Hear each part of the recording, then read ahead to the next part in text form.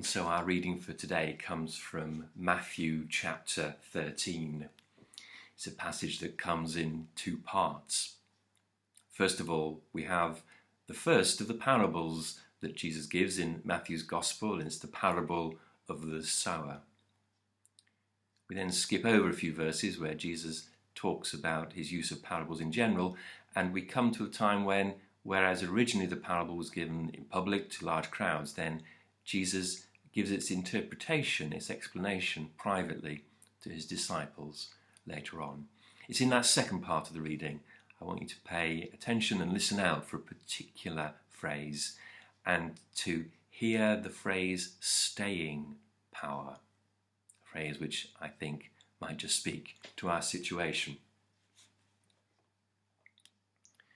That same day, Jesus went out and sat by the lakeside, where so many people gathered round him that he had to get into a boat. He sat there, and all the people stood on the shore. He told them many things in parables.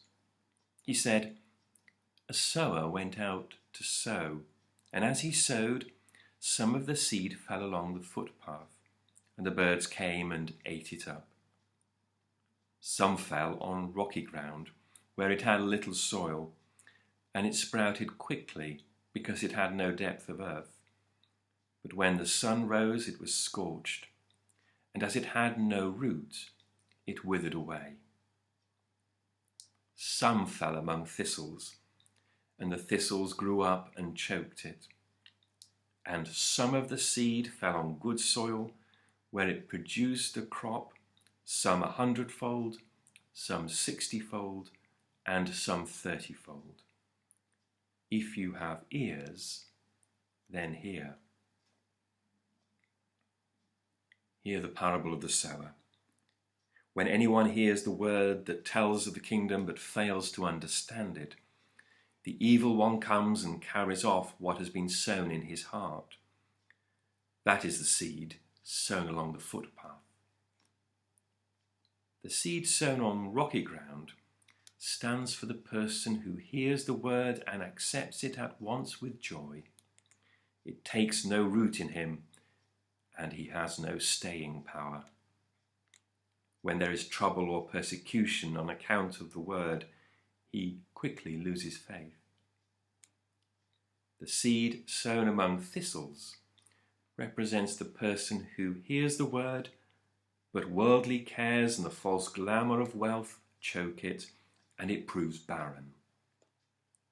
But the seed sown on good soil is the person who hears the word and understands it. He does bear fruit and yields 100-fold or 60-fold or 30-fold.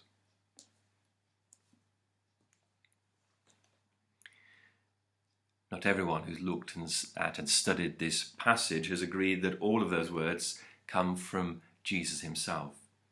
Some have seen that opening passage as very definitely in the spirit and the voice of Jesus teaching in parables that riddle and tease and encourage you to think again and think afresh about what the kingdom of God might be like and what its challenges might be.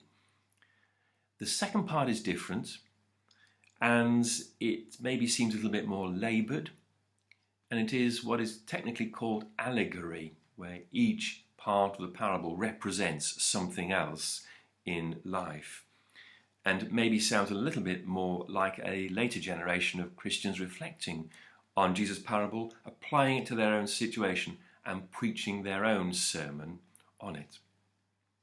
Well, that's as may be, but I certainly hear the challenge of Jesus in the whole of the passage, and that phrase, staying power, what those who are like the seed amongst rocky ground lack staying power, surely must have been a concern of Jesus himself, who knew all about troubles and persecutions and knew what his people would face in the future.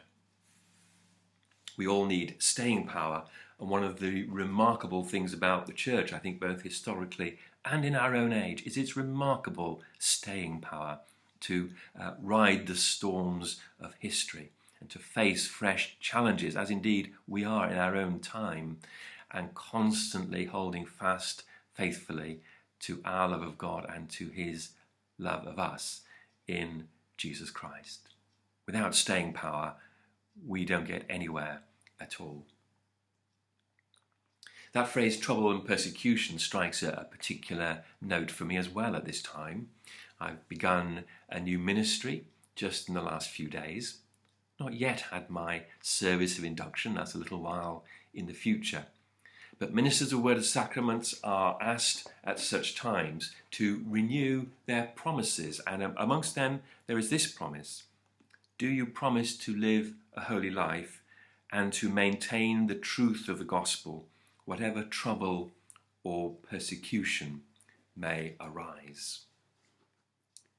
And it may seem in our own age that's an easy promise to make when persecutions in their most brutal sense are unlikely to afflict us in our own country. But troubles and persecutions, of course, come in many kinds, and maybe often the hardest persecution to resist is where it's pure indifference, the world simply not taking any note or any attention of the voice of faith in its midst. And we need staying power in a secular world as much as in a world which is openly hostile to a particular form of faith. And so what does that look like in our own world?